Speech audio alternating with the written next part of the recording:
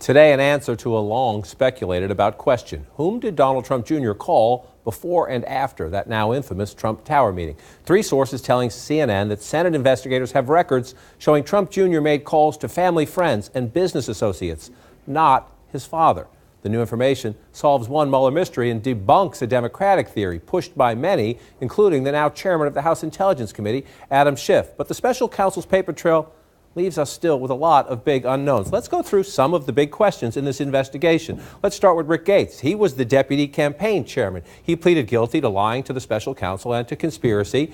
The big point here is that he is now cooperating, and his sentencing has been delayed because he continues to cooperate with respect to several ongoing investigations. The big question, what? Mr. Gates was involved in the campaign, was involved in the transition. What has he told the special counsel? Paul Manafort was his longtime business partner, the chairman of the campaign, Rick Gates' boss, if you will. He has now pleaded guilty to obstruction of justice and lying to investigators. He was convicted in a court in Virginia. One of the issues here, the special counsel says he gave 2016 polling data to a Russian business associate who was known to have contacts with Russian intelligence. The big question, where'd that polling go? Was it at all used? Possible collusion? Could the Russians have used it in their troll farms? We don't know the answer yet to that question. Then you move over here to the president's longtime attorney and fixer, Michael Cohen. He has now pleaded guilty to lying to Congress. Among the things he said he lied about was how long was the president's organization, the Trump organization, talking to Russia about a possible Trump Tower Moscow. Cohen tells the special counsel, gave them relevant and useful information, the special counsel says, about conversations with people in the White House before that testimony to Congress. The big question, whom? Who was he talking to inside the White House? And what did they discuss? Did they suggest he say things that weren't true? That is something we don't know. The president has said wasn't him. Roger Stone, the most recently indicted Trump associate, due in court in just an hour or so. He's been indicted for lying to Congress, obstruction of justice, and witness tampering. Among the big questions here, the special counsel says a senior Trump campaign official was directed to contact Roger Stone about his back and forth with WikiLeaks to try to get inside information about what could come next. The big question here, and this is a big question, who is the senior Trump campaign official, and who directed that senior official to contact Roger Stone? In his interview with the New York Times yesterday, the president says, not me. Did you ever talk to him about WikiLeaks? Because that seems to be one of the you never had a conversation. No, I didn't. I never did. Did you ever tell him to, or other people to get in touch with him? Never did. Never did, says the president. Olivier Knox with Sirius XM and former Associate Independent Counsel Kim Whaley joined the conversation. No wiggle room there. No wiggle room. Never did. Well, but this is a president who's had thousands of lies that have been documented, so it's really difficult at this point to give any credence to what he's going to say. And obviously, him and potentially his family are in some legal jeopardy or liability, so he has every incentive, I think, to continue this no collusion narrative. But we have to remember there's three prongs to collusion, which is a loose term for other kinds of crimes. Russia, the 2016 election, and the Trump campaign. And we know from the exchange of the polling data, we know from the October release of WikiLeaks emails after the Access Hollywood tape dropped, and we also know from the June Trump Tower meeting, I had a piece on this in The Hill yesterday, we have those three prongs at least three times and very prominently in the public domain. So I think the notion that there's nothing with Trump and Russia is kind of in the rearview mirror at this point. It's his personal fingerprints, I think, that we still continue to look for. I want you to listen here. This is going back in time, but Donald Trump Jr. has a point. Tweeting late last night. Has anyone heard from Adam Schiff? I imagine he's busy leaking other confidential info from the House Intelligence Committee to change the subject. If you go back to when we first knew that that Donald Trump Jr., there were phone calls they were looking at and they were blocked on the other end, so we didn't know the number. And well, let's just say Adam Schiff thought he knew. As they were setting up that Trump Tower meeting, as Don Jr. was on the phone with his Russian counterpart to make arrangements to get this dirt on Hillary Clinton, there was a phone call sandwiched in between these communications between Trump Jr. and Emin Agalarov, the son of that oligarch. And that call is a blocked number, and we wanted to get the phone records to determine, was Donald Trump talking to his son about this meeting?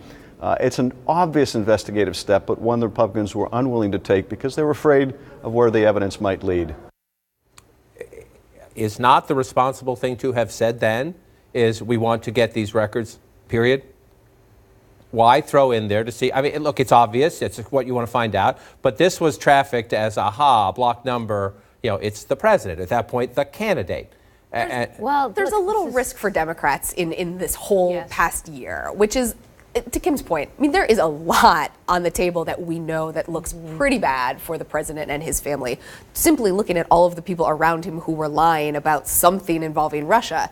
But what Democrats have done is they've taken a couple of other things like this, the block number, there have been a few other things that they've kind of pointed to and said, there might be something here. This looks really suspicious to us. The risk for them is that ultimately there's nothing there, right? And they kind of distract from some of the other things. Let's not connect dots that we can't connect. Right. Leave that to the special counsel. I think that's right, but I also think that what Schiff was trying to do was discredit the Republicans on the House Intelligence Committee. Absolutely. That it wasn't so much, and so one way to do that was to say, you know, they're protecting Trump. They're protecting Trump. That was a recurring refrain that we got from them. So I think it was less about pinning that phone call directly between Donald Jr. and his father, as much as it was, look at what we're trying to find out. This is how important it might be, and Republicans are blocking. But John, I suspect I'm a broken record on this topic, but it's really important to remember that impeachment is a political process. Right. So, you made the excellent point during the break that the only credible information comes out of Mueller's filings or his mouth.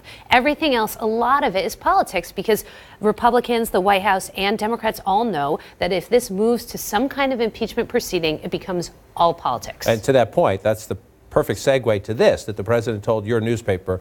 They were talking about the Russia investigation. It's a wide-ranging interview. You want to look at and read the transcript. It's a fascinating interview on many subjects. But the president says his lawyers were told by the Deputy Attorney General, nothing to worry about. Well, he told the attorneys that I'm not a subject. I'm not a target of. Yeah. Oh yeah. Did he say that about the SDNY investigation too? About which? The SDNY investigation, because there's two. There's Mueller and then there's the Cohen. I don't know about that. Okay. I don't know about. The president says he doesn't know what the New York prosecutors are doing. But if it were me, and I could say I'm not a subject, I'm not a target, that would be good news if I could say that. But he's the president, and we've always assumed, to your point, that if Mueller has a report, if there is any questions, any damaging information about the president, I'm trying to choose my words carefully, he will leave that to the politicians to settle. He gives a report, just as Ken Starr did, here you go. What are you going to do about the president? So subject and target don't have this, do they have, am I right? They don't have as much distinction in this case? Well, I mean, this is the question, the million-dollar question, is can you indict a sitting president? I think there's some debate on that in the constitutional law community. But I do think, to your point Sorry, I lost my train of thought for a second. Yeah, but this is going. Mueller, by most accounts, is going to leave this. Here's my report.